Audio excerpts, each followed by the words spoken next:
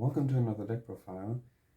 It's been a while that I've uploaded because I took a little bit of a break from the game, but I'm back into it, playing a lot of different decks, so I'm planning to put out more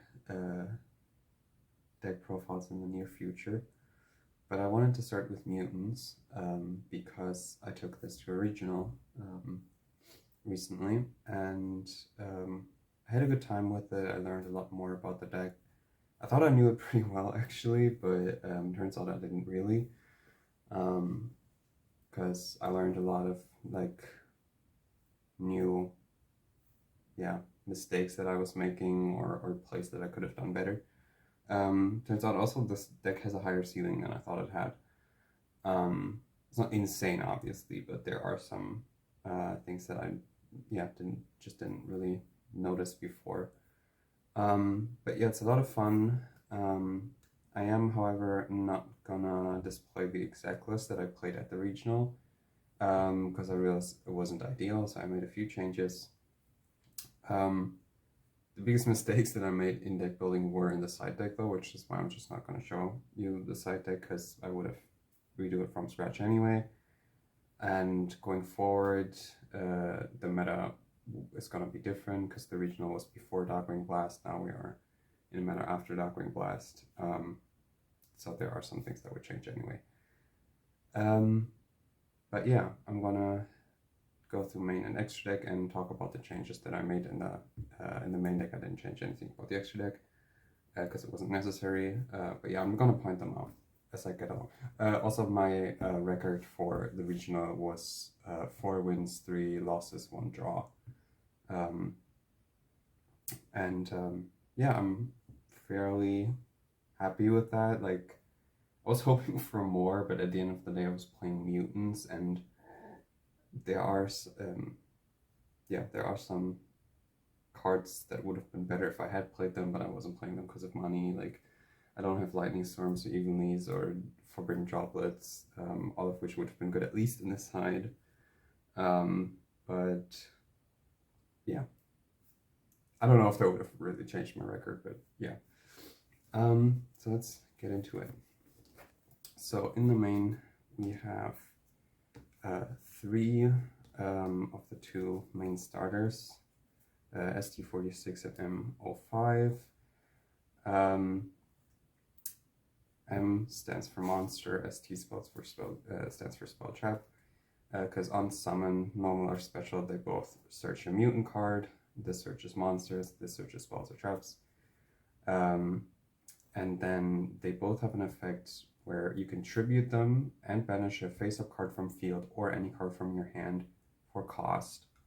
And then you summon a mutant from your hand or your deck, depending on which card type you banish. So if you banish a monster, you get Beast. You banish a trap, you get Arsenal. And if you banish a spell, you get Mist.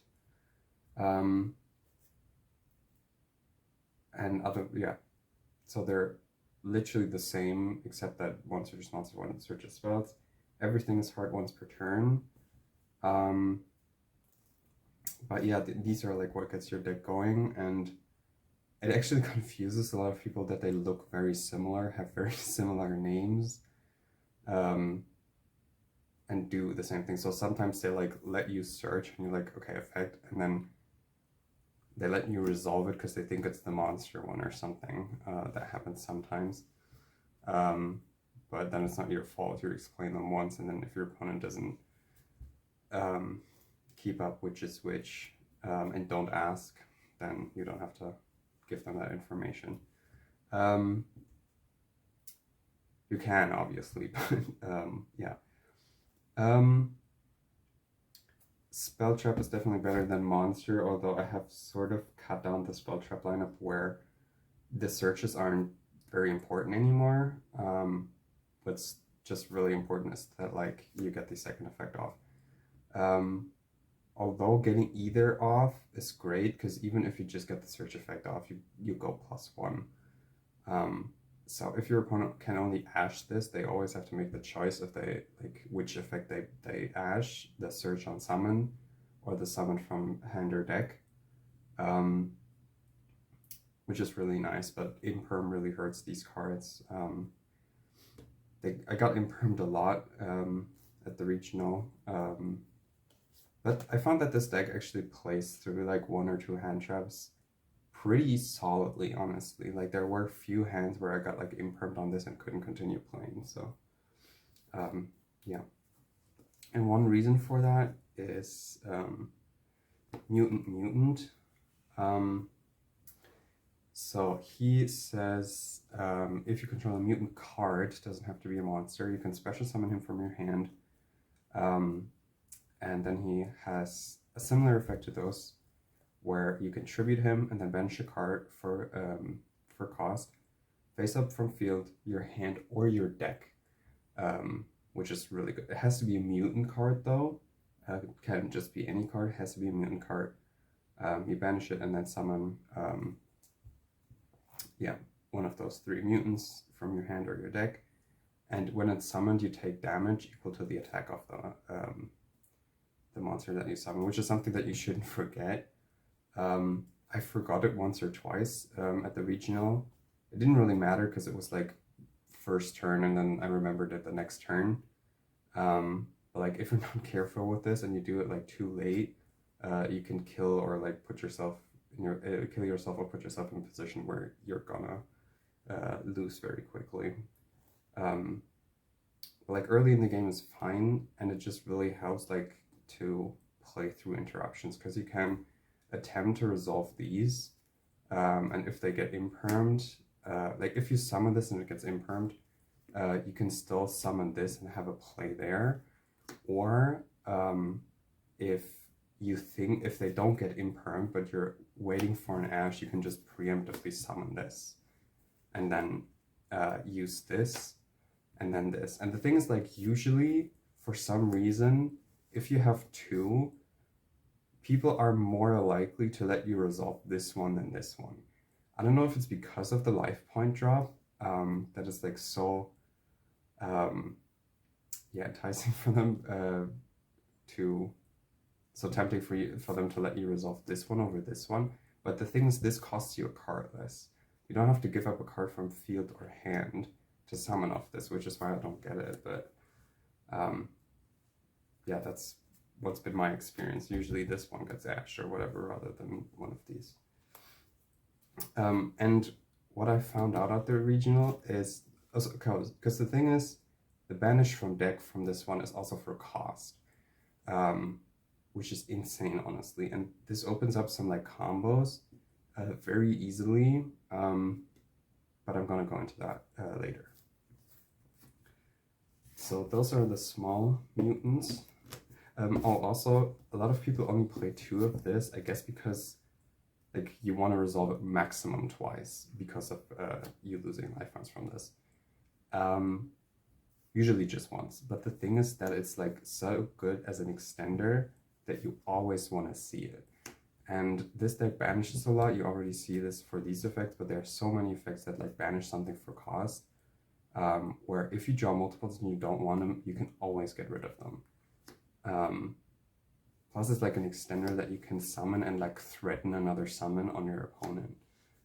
So it's just stupid not to play 3 in my opinion. For the big mutants, we have 2 Beast, 1 Arsenal, and 1 Mist.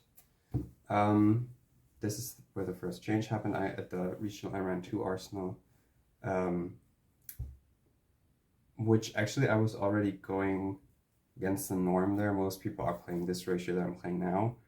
And I always felt that like Arsenal was so good that I wanted to play another one, but at the regional it turns out he really didn't come up that much, so it really seems that like at least currently 1 is fine. There might be some metas where you want to play multiples, but anyway. So keep in mind, this is what you get of a monster, this is what you get of a trap, this is what you get of a spell. And they all have an effect where they can be targeted by that specific card type. So this from spells, this from traps, this from monster effects. And then they all have a like interactive effect where your opponent activates a card or effect of another card type. So this one says if your opponent activates a spell or spell effect, you can banish a card from face up from field or a card from your hand for cost to negate the activation and banish the card. This one says if your opponent activates a monster effect, you can banish a card to target a monster on field and banish it. And this one says if your opponent activates a trap or trap effect, you can banish a card to draw 2. Obviously this is the worst, but it comes up in some matchups actually, where the advantage is just so good that you can use it a lot. Also, what happened a lot, unfortunately, was my opponent flipped skill drain, and I could just like, I mean in general, because they banish for cost, you can always like banish themselves to still get the effect off even under skill drain. But like my opponent flipped skill drain, then activates something else, and I could always just like banish this to draw 2 cards if I like was searching for an out for skill drain or just an out to something else, which was really nice in those matchups.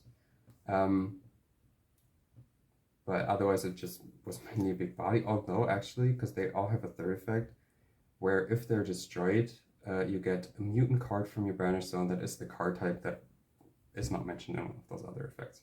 So this gets you trap back because the other effects are monster and spell. This gives you a spell because the other effects are trap and monster, and this one gets you a monster because the other effects are spell and trap.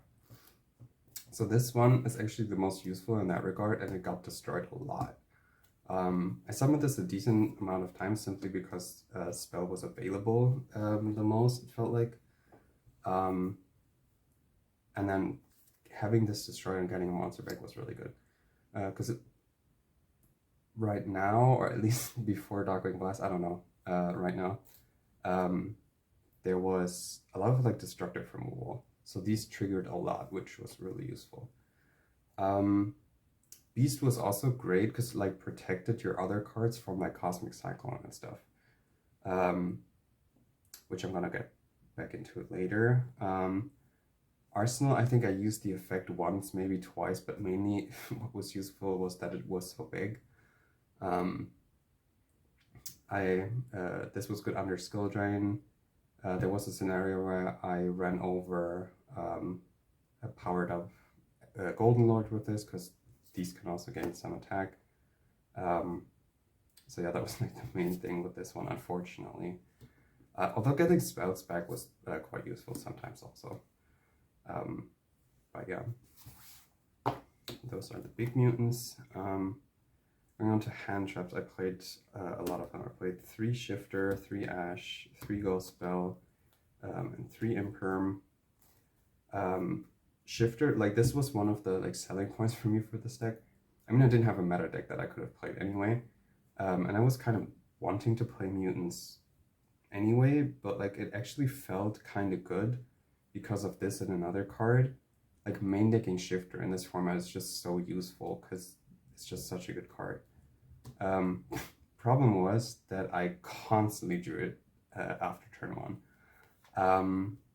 It was good sometimes. I had a lot of Eldritch matches, unfortunately, and when I went first, I always had it, and then like preemptively had to drop it because I was putting cards in my graveyard anyway. Like I had Extravagance or whatever, and then they just said 5 passed on their turn, and then Shifter was off, unfortunately.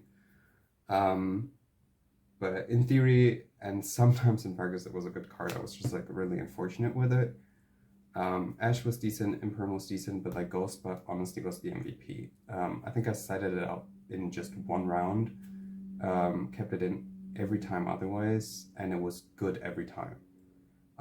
Like I hit so many like interesting cards with this. Like I hit Marince's Dive with this and won the game because of it. I hit Branded in Red with this and won the game because of it.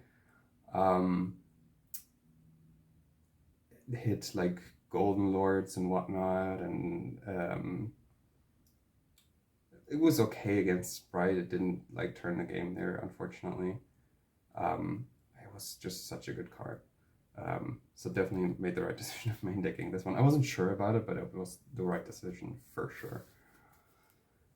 So yeah. Oops. Dropped some cards. Moving on to spells, I played 3 Mutant Evolution Lab, which I think a lot of people that saw my list, like I posted it in the Mutant Discord, were surprised by this, or at least some people.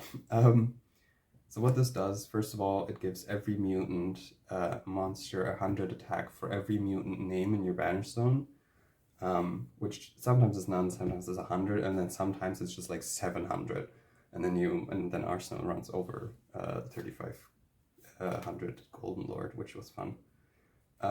Also, like in my last round, my opponent ran into my monster, even though it was bigger because of this. Because he forgot about the attack boost, and then he realized he lost the game there and just gave up, which was funny. And then it has two more effects. One, upon activation, you can summon a level 4 or lower mutant from your banish zone or your hand. It doesn't target either, obviously, which I think I did wrong at the region. At least I think one opponent always asked me like target, because I always kept summoning from banish zone, because like if you don't summon from hand, it doesn't make them like think, okay, does it target, does it not target? But I don't know if I could have even done anything about targeting the monster, but like I guess I could have destroyed this upon that. But yeah, it doesn't target. Is my point. What's great about that is that it just works as an extender, and especially like as a backup, because for one thing, it works as an extender with this, because you can always use this, whether you normal or special summon it, to banish one of these from your deck if you don't have them, and then activate Evolution Lab to summon them from the banish zone and then use their effects. Even if this doesn't go through, because it banishes for cost. So even if they would ash this, you would still have a good play here, which is great. And then also if these get negated, whether they get negated or not, there's a play where if you summon this, you can search this, use this the effect to banish this, and then use the lab, bring it back and keep on playing. But like if they get negated and you have another one in hand, whether you just searched it, had it there before, or if you banished it for this and that got negated, it just enables follow-ups upon getting interrupted. Usually from banish zone there are some very like niche scenarios where you summon from hand, because usually you can at least attempt to like activate the effect and banish something.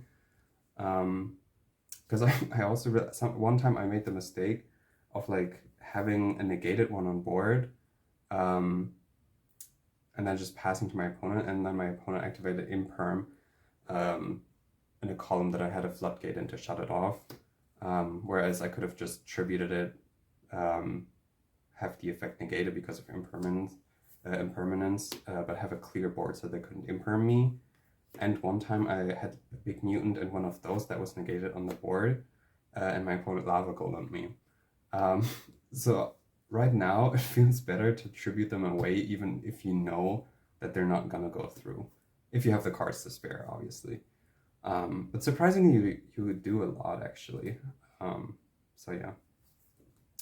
But yeah, that card's great for that.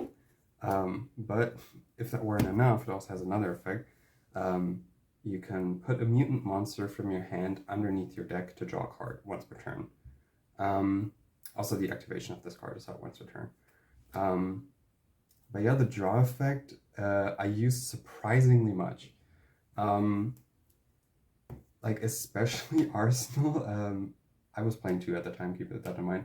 It was really like drawn to my hand, so I put that back a lot.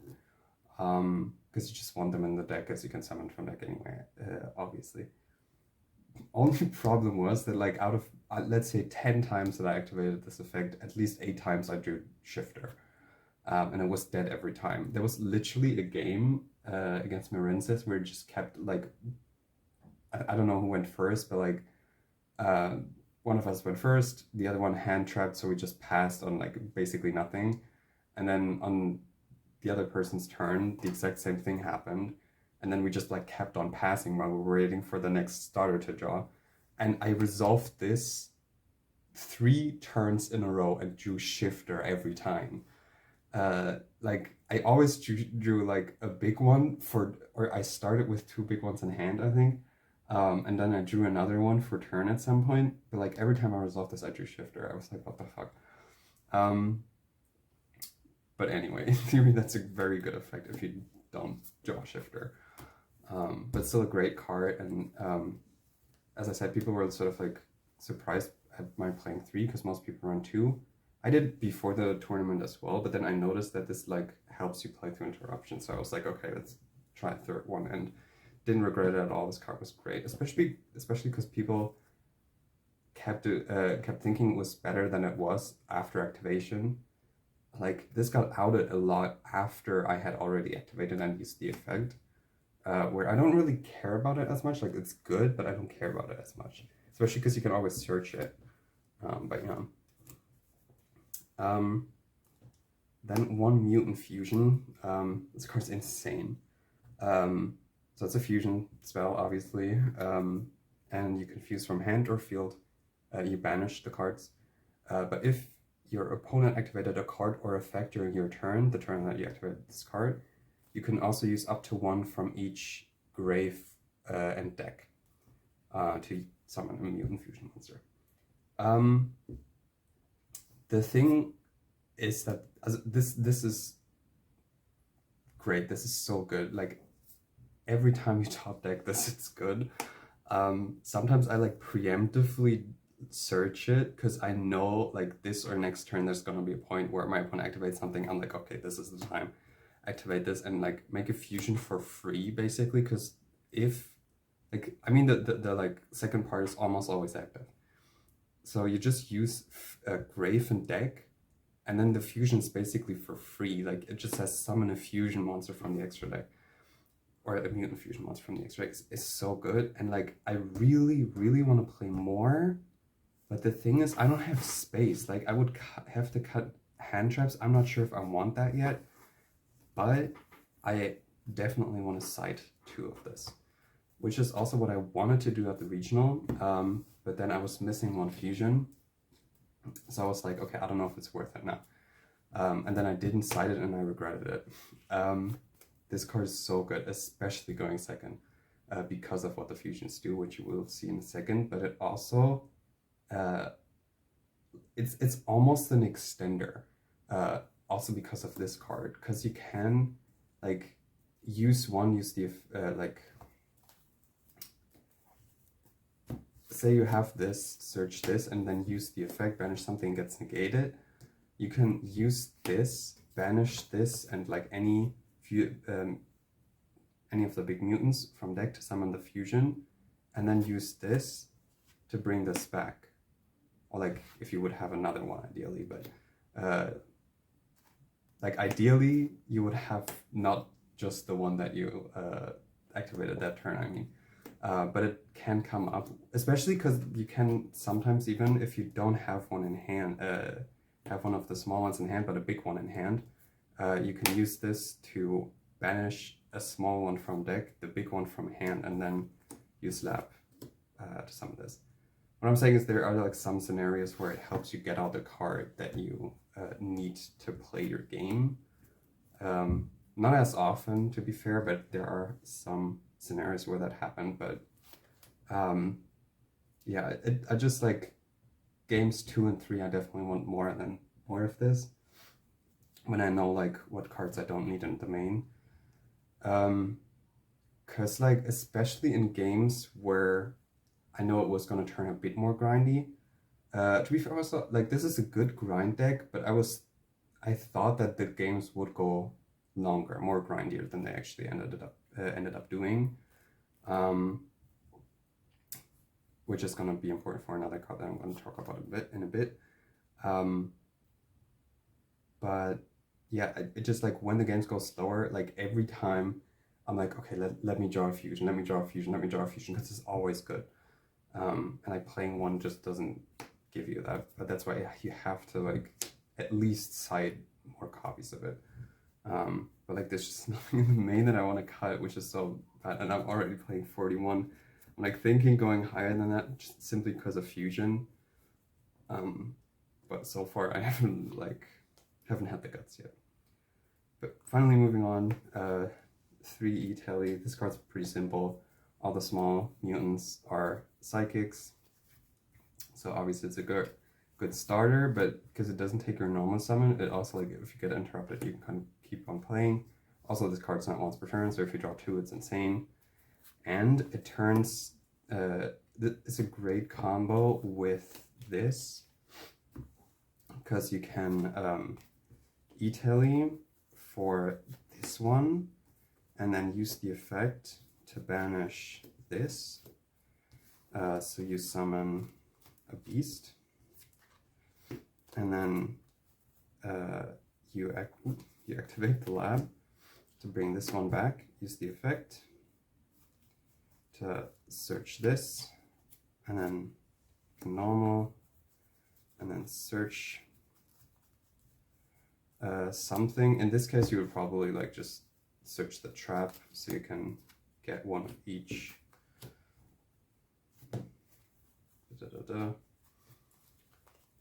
And this, and this.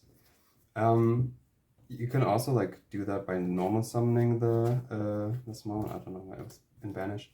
By normal summoning this, and then you only get 2 of them,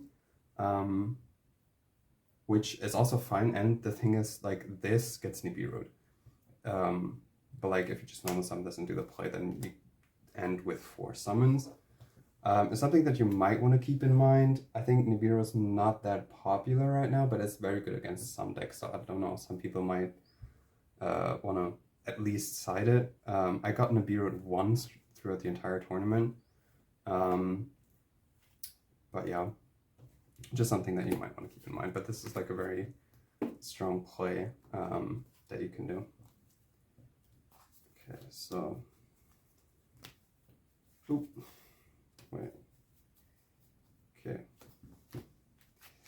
I'm throwing my deck out of order mid-profile, but whatever. Next up, 3 Extravagance. Not much to say about this. This deck doesn't need the extra deck that much. There are the fusions that you want, but you don't summon that many of them a game. And I think I had it happen once where I only had 1 left in the extra deck and it was fine. But like, having just card advantage in this, like, I don't have Prosperity, but even if I had, I wouldn't play it, because this deck really needs like the advantage in numbers, because you banish so much for cost, and there it doesn't really matter which card it is, as long as like one of those cards is like somewhat decent. You just have to keep in mind though that after you activated this, you can't activate the draw effect of Evolution Lab. That's like the only thing to watch out for, I think. 1 called by. Card's good, obviously, especially against the meta right now, because there's so much shit happening with the graveyard and effects in the grave and whatnot. Problem is, I drew that twice, and it was bad both times. Because one time I was behind so much that it didn't matter, and one time I targeted Golden Lord, and then they changed Scarlet Sanguine to summon the Golden Lord. But in theory, it's still a good card. Moving on to traps, 2 Myutant Cry. I used to play 3, but I get to that in a second. So you can only activate it during the main phase, and then it's basically a fusion spell.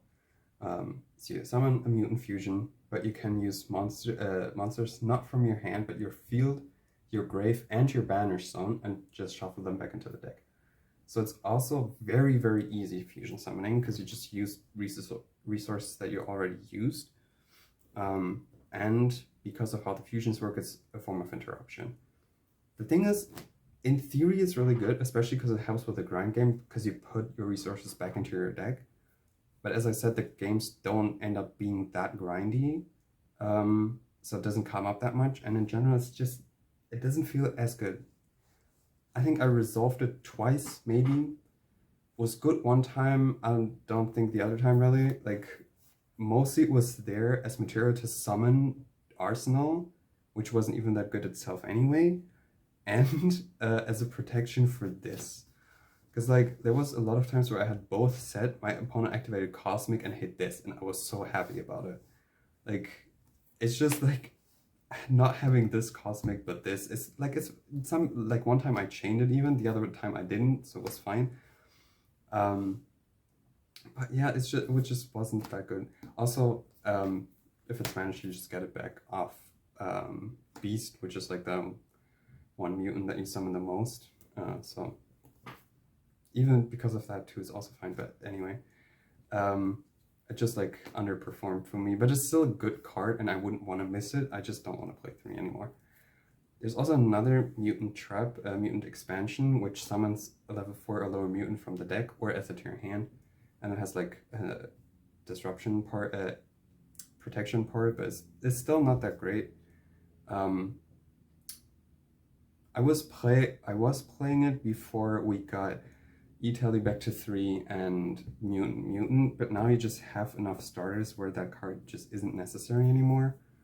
And I also feel like the deck keeps up with like its card numbers good enough where you don't lose advantage as quickly anymore. So it's just too slow, which is why I'm not playing it. But yeah, moving on to this one. There can be only one. This was like the other selling point of this deck, besides Shifter. Like being able to main this just felt great. And this card was either just not good or an auto win. Like I played one round against Flunder and I won both my games against it with this card. Like one time I just flipped it and they just gave up. And the other time I flipped it and then they cosmic'd it and I negated it with Myutant Beast, which was a great combination. Like this and Myutant Beast is just great. Oh yeah, because the thing is, like the small ones are all psychic, which is something that you have to look out for, but the big ones all have different types. So yeah, but like it's good, but I don't know if it was that good to like,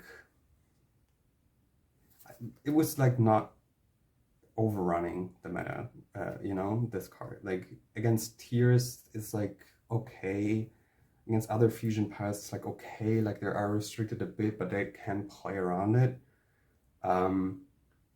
So yeah, it's not as good as I would have thought, but it was still great in like, I want to say like half my games. But yeah, that's the main deck, 41 cards as I said. And moving on to the extra deck, we have 3 Myutant Synthesis. So this requires 2 mutants with different attributes. So the small ones are all water, and the big ones all have different attributes. Except this is also psychic and water, which is something, again, with this that you have to be wary about. If you have this and this, you can't summon the small ones.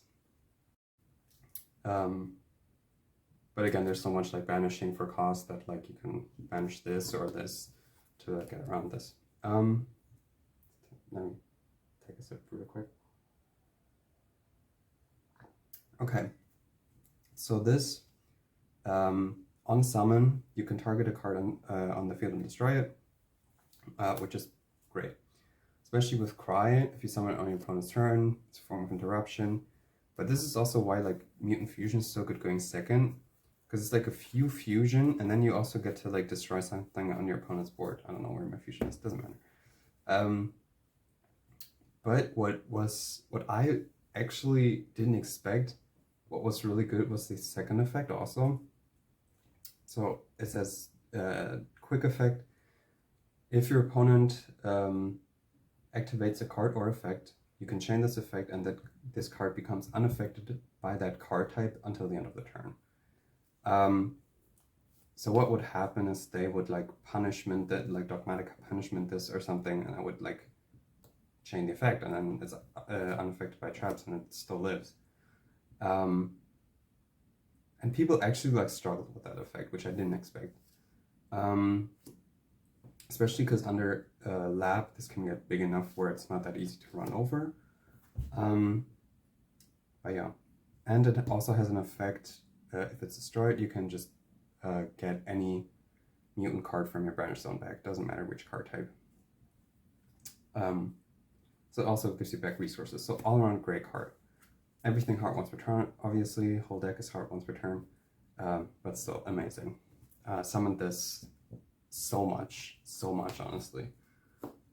And like as long as you have one of this left after Extravagance, you're good. Other one is Myutant Ultimus. I was looking for a third one before the tournament, but couldn't find one. That's why I didn't play the Myutant Fusion, because I was actually expecting this to summon this more than I did.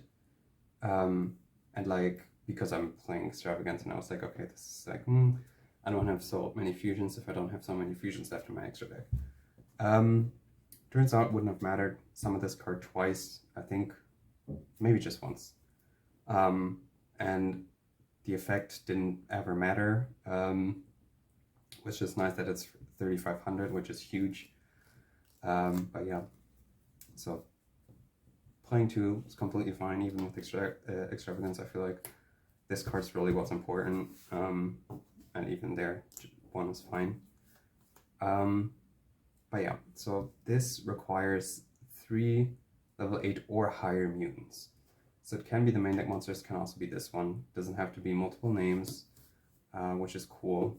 And especially with Fusion, like having this on field or board, and then like one of the big ones, and you just use the other one from deck is great. Otherwise, like if they're in the banish zone, Cry also makes this fairly easy. Like it doesn't come up every game, but it comes up often enough because the cards that fuse are so good.